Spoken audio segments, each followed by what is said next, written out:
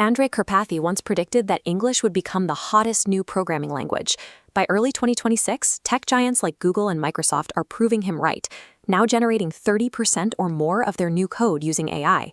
This chart shows the friction building inside modern engineering teams.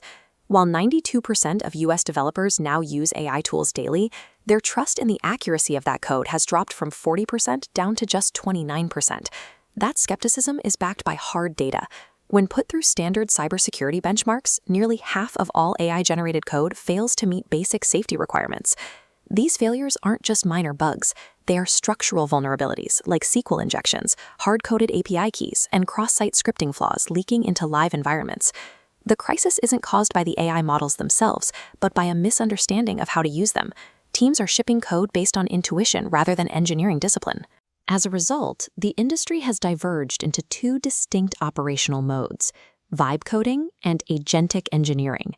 These approaches are often treated as interchangeable, but conflating them is dangerous. Gartner predicts that instead of writing files, you iterate through chat. If the app breaks, you paste the error back and the AI tries a different vibe until it works. The speed is the main draw. You go from a text prompt to a functional, full-stack React app with a database and authentication in a single afternoon. But because there is no upfront architecture, these projects suffer from structural entropy. The AI optimizes for the current prompt, often ignoring how a new change breaks the logic of the entire system. This creates a flow debt trade-off. You move incredibly fast on day 1, but by day 30, you're managing thousands of lines of code you don't fully understand and can't easily refactor. Agentic engineering shifts the focus back to discipline. Here, AI agents handle the execution, but they are strictly governed by a human-designed system architecture. In AI-powered IDEs like Cursor, the human acts as the architect. You write design docs and automated test suites first. Those tests serve as the control surface that tells the agent exactly when its code is ready to ship. Instead of a single chat loop, you might orchestrate multiple specialized agents in parallel, one refactoring a database schema while another writes the API documentation. This produces auditable, enterprise-grade software.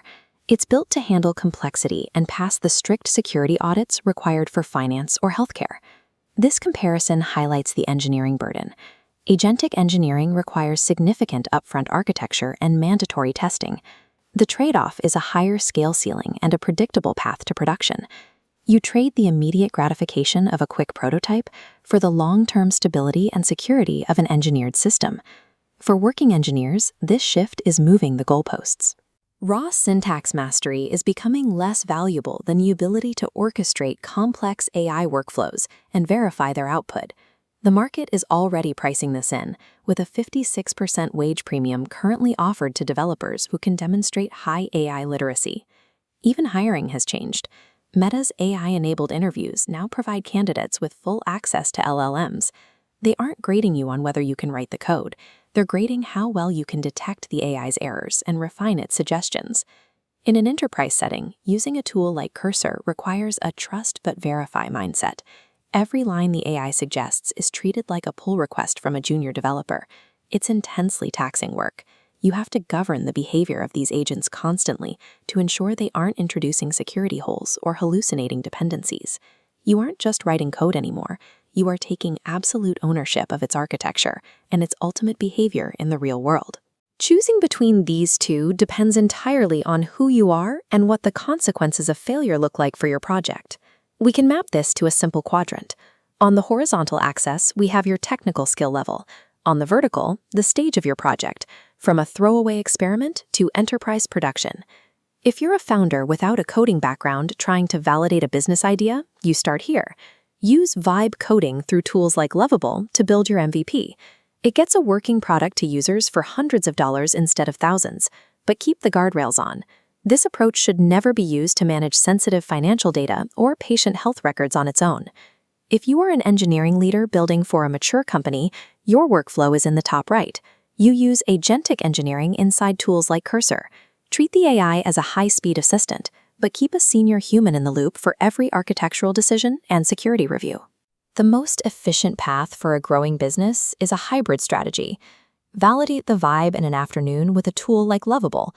Once proven, export that standard code into Cursor and have an engineer secure and scale it for production. AI gives you the leverage to build faster than ever before. Just make sure you validate with the vibes, but engineer for the long haul.